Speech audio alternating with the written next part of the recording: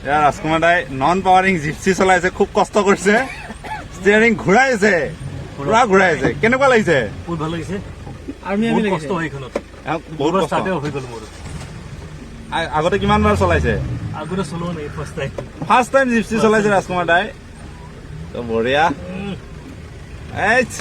পুৰা দালি ঘটা দিছে ন ষ্টিয়াৰিংডাল। আমাৰ লগত আছে টিকেন দা। মই ভালে চলাম বাৰু। মই তো ষ্টাৰ্ট বন্ধ হৈ গৈ আছে মাজে ষ্টাৰ্ট বন্ধ হ'ব, কাৰণ একো নাই, নতুন এক্সপিৰিয়েঞ্চ হ'ব পাৰে। এই এনেকুৱা এখন ল'ব লাগিব আপুনি। এইখন ল'লে মই বেলেগ এক্সাৰচাইজ নকৰিলেও হ'ব, এক্সাৰচাইজ নকৰিলেও হ'ব, কাৰণ এনেই দিব এক্সাৰচাইজ হাতৰ এক্সাৰচাইজ গোটেইখিনি হৈ যায়। গতিকে জাষ্ট ডু ইট।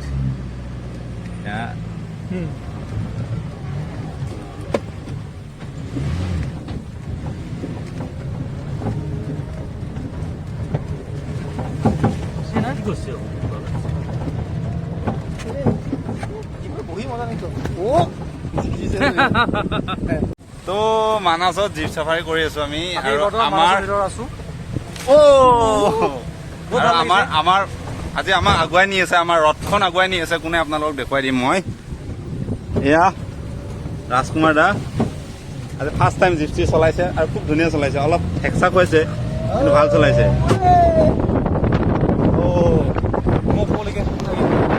তো আমি খুব ধুনীয়া ৰাইড হয় এতিয়া। মাজত চাৰিওফালে সোমাই আছো। তো আমি তাত এতিয়া গোটেই মানাচখন ঘূৰিম আৰু তাত গা পা আমি পিছলৈ দেখুৱাই আছো। আমি তাত মোৰ চোলাটো লেতেৰা চোলা।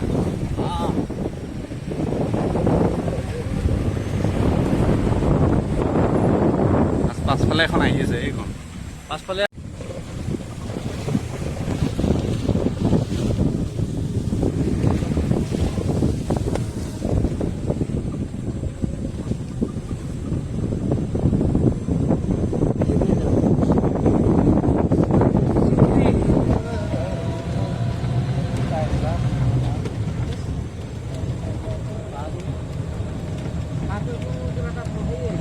এয়া আমি মানাছৰ ভিতৰত।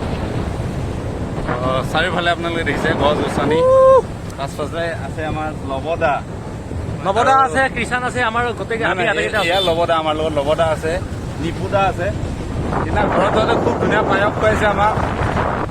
খুব সুন্দৰ পৰিৱেশ। এতিয়া অকণমান আগতে বৰষুণ আহিছিলে, এতিয়া মানে ৱেডাৰটো খুব ঠাণ্ডা। আমি এতিয়া গা ধুব গৈ আছো মানাছৰ ভিতৰত। সঁচাকৈ মানাছখন আগতেও মই আপোনালোকক ভিডিঅ' দিছোঁ, মানাছৰ কি ধুনীয়া পৰিৱেশ। আৰু আজিও মানাছ সঁচাকৈ সুন্দৰ। অসমৰ বিখ্যাত ঠাইৰ ভিতৰত, প্ৰকৃতিৰ বিখ্যাত ঠাইৰ ভিতৰত মানাছ এখন, য'ত আপোনালোকে জীৱ জন্তুৰ লগতে নহয়, নিজৰ প্ৰকৃত আচলতে বিশুদ্ধ বায়ু বুলি ক'লে ইয়াত পায়।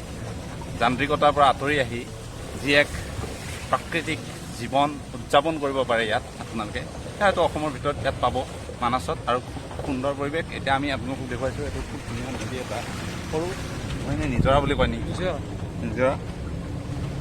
তো চাই থাকক, আগলৈকে চাই থাকক, আমি দেখুৱাই থাকিম আপোনালোকক। লগত আৰু এখন গাড়ী আছে, তেওঁলোকে কিন্তু আমাৰ লগত অহা নাই। তেওঁলোকে এ চি খাই আহিছে, খুব ধুনীয়াকৈ সুন্দৰভাৱে এ চি খাই আহিছে। আৰু তাত আমাৰ বহিছে গুৰু নৱদা, তাৰপিছত ৰূপম দা আছে, কিষাণ আছে মোৰ ভাইটি, আৰু আমাৰ আজি অতিথি ড্ৰাইভাৰ মুণ্ডা। তো আজি খুব ধুনীয়াকে এ চি খাই আহিছে তেওঁলোকে। কি মানে কি ক'ব এ চি খাই? আমি এ চি মানে কি, আমি সদায় এ চিত থকা মানুহ। অফিচ থাকে, গাড়ী এ চি থাকে, আমি পানীত নামিলেও এ চি থাকে। তো আমি এ চিত বেছিকে আমাৰ গোটেই এডজাষ্ট হৈ যায়। গতিকে আমি প্ৰাকৃতিক পৰিৱেশত আহিলেও আমি এনেকুৱা জেগাত আহোঁ য'ত চেণ্ট্ৰেল এ চি, গতিকে তেনেকুৱা জেগাত আহোঁ। আমি এ চি মেন নহয়, এওঁ আজি সুন্দৰভাৱে জীপ চলাইছে, জীৱনত প্ৰথমবাৰ চলাইছে। তেওঁ স্কৰ্পিঅ চলাইছে দেই। এনে তেওঁ চাইকেল চলাই, আমাৰ লগত চাইকেল চলাই। তাৰ আগত মই কি চলাইছো, নামৰ চবৰে যিটো মাষ্টাৰ মেইন যিটো মানুহ আছে, এই মানুহ চিনাকি কৰিব লাগিব। টিকেন দা আহিব লাগিব আমাৰ মাজত আছে এতিয়া, আমাৰ মুখ্য মানুহ, মূল মানুহ মালিক টিকেন দা, মানাছৰ হত্যাকৰ্তা বিধাতা টিকেন দা আছে। টিকেনদাৰ ৰিজৰ্টলৈ আহক আপোনালোকে, চেঞ্জ কৰি লৈ আমি গা ধুই দিম। টিকেনদাৰ ৰিজৰ্টলৈ আহক। বেলেগ একো চাব নালাগে, প্ৰথম টিকেনদাক চাওক, টিকেনদাৰ লগত কথা পাতক, টিকেনদাৰ খানা খাওক, আৰু তাত পিছত গম পাব যে টিকেন দা আচলতে কি মানুহ অট'মেটিক আহিব লাগিব অট'মেটিক আহিব লাগিব আপুনি আপলোড হ'ব গতিকে মই এইকাৰণে কৈছোঁ যে প্ৰথমতে টিকেন দাক লগ কৰক আৰু টিকেন দাক লগ পোৱাটো আমাৰ কাৰণে ভাগ্যৰ কথা আৰু মই ভাবোঁ আপোনালোকৰ কাৰণে ভাগ্যৰ কথা হ'ব এনেকুৱা এজন মহান ব্যক্তিক লগ পোৱাটো সঁচাকৈ এটা আনন্দৰ কথা ভাগ্যৰ কথা গতিকে টিকেন দাক লগ কৰক টিকেন দা এষাৰ কওক ৰাইজক ডালভি কটেজৰ আমাৰ অনাৰ টিকেন দা খুব ধুনীয়া ৰিজৰ্ট এখন আছে চাৰিওফালে গছ আছে প্ৰাকৃতিক পৰিৱেশৰ মাজত টিকেন দাই কেইটা কটেজ আছে কৈ দিব এতিয়া নমস্কাৰ ভাল লাগে মানে যিখিনি মানুহে মানাছলৈ আহে মানাছৰ গুণ গায় বা আমি যিখিনি ছাৰ্ভিচ দিওঁ ভাল পাব বুলি ক'লে ভাল লাগে পাৰখিনি আমি দি থৈ যাওঁ আৰু পৰিশ্ৰম অলপ কৰি এনেই মোৰ ধৰি লওক নতুনকৈ কৰিছোঁ ডালভি কটেজ এতিয়ালৈকে 3টা কটেজ সম্পূৰ্ণ হৈছে চেষ্টা কৰি আছো বঢ়াম আৰু আপোনাৰ ফোন নম্বৰটো কৈ দিয়ক ভিডিঅ'ত মোৰ ফোন নম্বৰটো 8761067540 খুব ইয়াত লিখিও দিব লাগিব মই ব্লগটোত আপোনালোকক লিখি দিম তলত লিখি দিম খুব ধুনীয়াকে গতিকে আপোনালোক আহক মানাছলৈ আৰু যদি মানাছলৈ আহে ডালভি কটেজ আৰু ডালভি কটেজৰ নিচিনা আপোনালোকে ফ্ৰী ফ্ৰীডম ক'তো নাপায় জিপচি আছে জিপচি ল'ব পাৰে থাকিব পাৰে খাব পাৰে ভালকে যি খায় কচু খায় টিকেন দাই লৈ যাব আপোনাক চবখিনি মেনেজ কৰি দিব সুন্দৰভাৱে ওচৰলৈ আহক আৰু ইমানতে আমি ব্লগটো সামৰা নাই আমি কিছুমান এতিয়া ক'ত সাঁতুৰিব পাৰে সেয়াও আপোনালোকক দেখুৱাইছো ইয়াৰ পিছতে আপোনালোকক দেখুৱাই আছো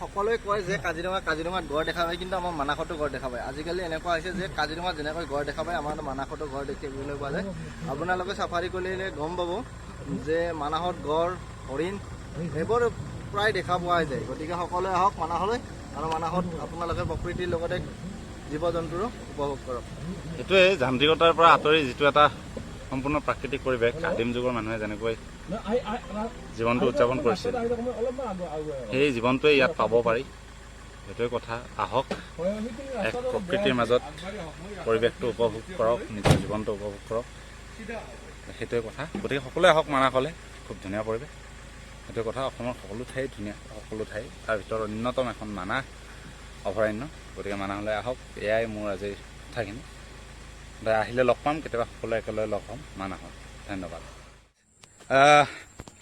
আপোনালোকে যে নেমু খায় নেমু গুৱাহাটীত পাঠশালাত যিকোনো ঠাইতে নেমু কিনি খায় 10 টকাত 2টা বা এটা গতিকে মই আজি মানাছলৈ আহোঁতে নেমু টেঙাৰ বাগানত আহিছোঁ য'ত আমাৰ মানাছত নেমু টেঙা হয় এই নেমু টেঙাসমূহ কেনেকৈ লাগে আৰু মই ইয়াৰ নেমু গছৰ মাজত আছোঁ চাৰিওফালে কাইট আপোনালোকে দেখিছে ইয়াৰ নেমু লাগি আছে এয়া চাৰিওফালে নেমুৰ গাছ আৰু চাৰিওফালে কাইট ইয়াত দেখিছে আপোনালোকে নেমু চাৰিওফালে নেমু বৰ্তমান নেমুৰ দাম নাই তাৰ কাৰণে নেমুবোৰ কেনেকুৱা হৈ গৈছে মই আপোনালোকক দেখুৱাওঁ এয়া চাওক তলত ইমান বেয়া দুৰ্দশা যাৰ কাৰণে নেমুবিলাক এনেদৰে পৰি ৰৈছে এইবিলাক আপোনালোকে দেখিছে ইয়াৰ নেমু আমি 10 টকাত 2টা আৰু 3টা হায়েষ্টটো 3টা আমি কিনি খোৱা ৰেকৰ্ড আছে আমি টাউনত থকা মানুহ গতিকে এই নেমুসমূহ কেনেদৰে পচি এনেদৰে পৰি ৰৈছে আপোনালোকে দেখিছে নেমু চাৰিওফালে নেমুৰ বাগান ইয়াৰ পৰা নেমু যথেষ্ট সংখ্যক যেতিয়া আমাৰ লকডাউনৰ আগত যেতিয়া আছিল তেতিয়া আমাৰ যথেষ্ট সংখ্যক নেমু ইয়াৰ পৰা গৈছিল নেমুসমূহ বিক্ৰী হৈছিল কিন্তু বৰ্তমান নেমুৰ যিটো অৱস্থা আপোনালোকক